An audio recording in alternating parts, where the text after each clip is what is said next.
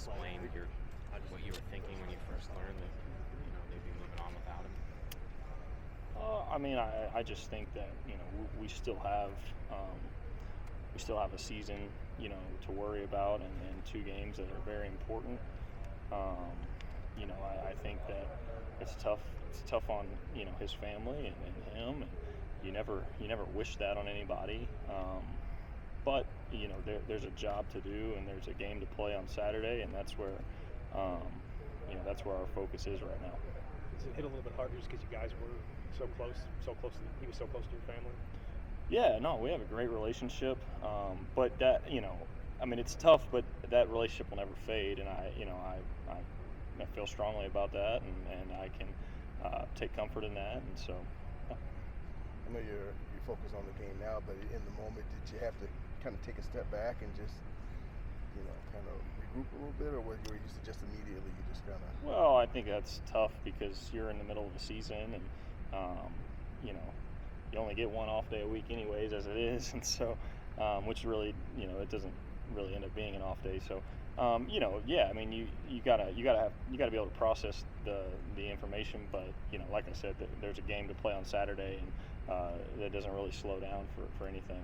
Were you able to speak with him at all after it happened?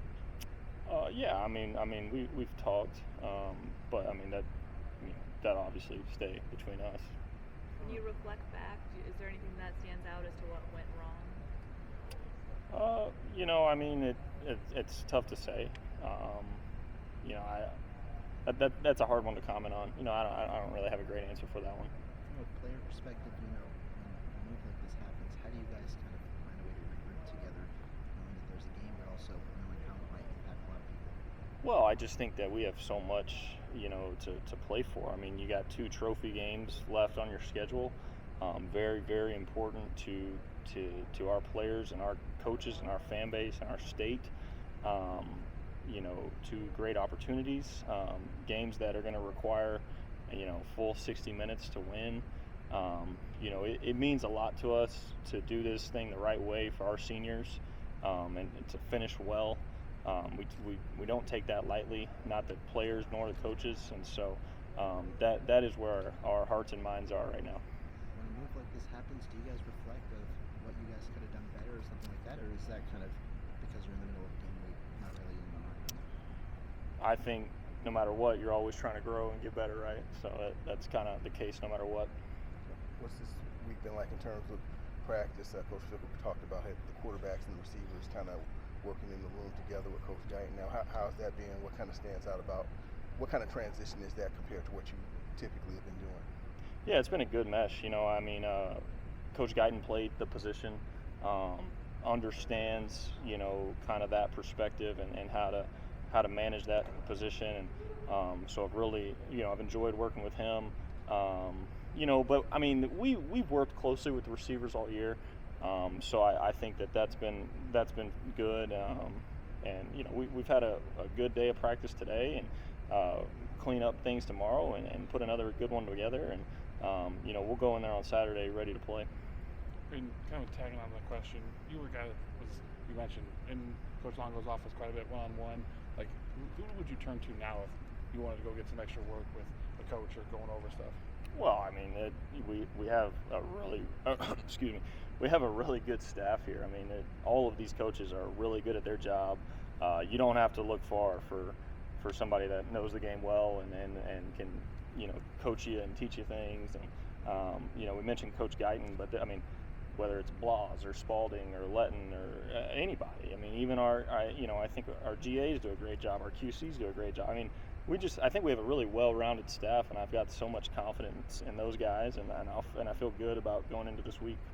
Did you think a change was needed in the offense in order to receive? I mean, that's tough to comment on. I think, like I said before, it's decisions like these are very hard on people's families. They're very hard on the staff and the players, and so I mean, it's just one of those things that you kind of have to handle it, and be able to get yourself together and play your best ball on Saturday. It's going to be a significant change for you in terms of like when the play comes in, or who's signaling in the play, or who's calling play? Does it affect you at all in how you're going to do your job? I mean, no. I mean, for me, it's a play-to-play basis. It's, you know, I've talked about it before. It's playing each play within its own life. You know, not letting, you know, the past or how things have played out, you know, affect that given play. And so that'll be my primary focus, and that won't change. I mean, do you have concerns about just team morale in general when you in so many big games that haven't gone your way, and now you've got to deal with this? Do you think that the morale can wane a little bit? Yeah, I mean, I've kind of talked about this before, but I just think that we have great leadership on this team, offensively and defensively. You know, we've got a really solid group of older guys that have been here for a long time, that really, you know, do a good job of boosting that morale and keeping that where it needs to be. You know, and like I talked about before, we've got plenty to play for. Like, no matter what our record is and what we've been through, you've got 2 trophy games on the line. You've got a whole lot of seniors that have, you know, bled and sweat and given this program everything that they've got for 4, 5, 6 years. You know, and if that doesn't mean something to you, and that doesn't make you want to give this thing everything that you've got, then you know that you know that's tough. So you know, I just think that our morale is in a good place, and you know, we're fully focused and doing everything that we can to come out on top on Saturday. Do you expect maybe having any, or do you want to put any added responsibilities on yourself kind of this week to try and either lead the way both on and off the field?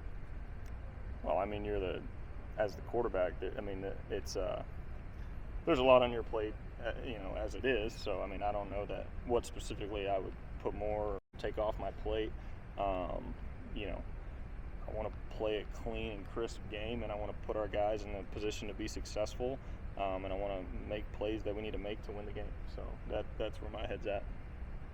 Looking at Nebraska, what's it going to take to get this one? Obviously, you guys have a streak and some history of success against them, almost like a Packers-Bears type situation, kind of keeping that like rivalry intact. Obviously, you guys have what you're going on here, but kind of what goes into that, and what's the thought process going into this one?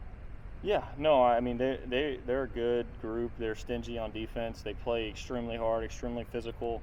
You know, obviously, I didn't start the game against them last year, but I was right there. I was able to see kind of the level of effort that they play with, the physicality that they play with. They're a very multiple defense.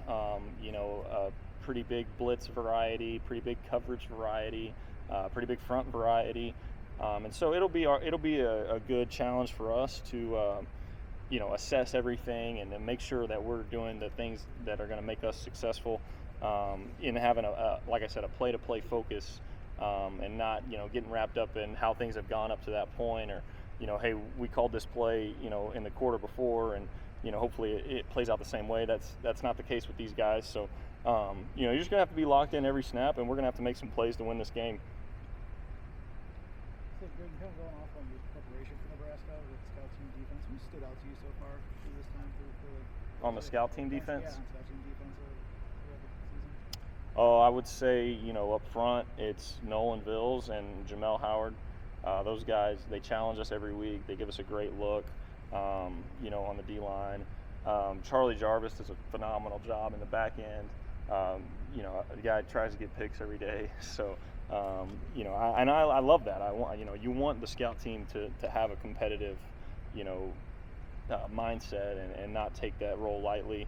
You know, Emilio, he does a great job. So, you know, those are probably the guys that stand out. There's more than that.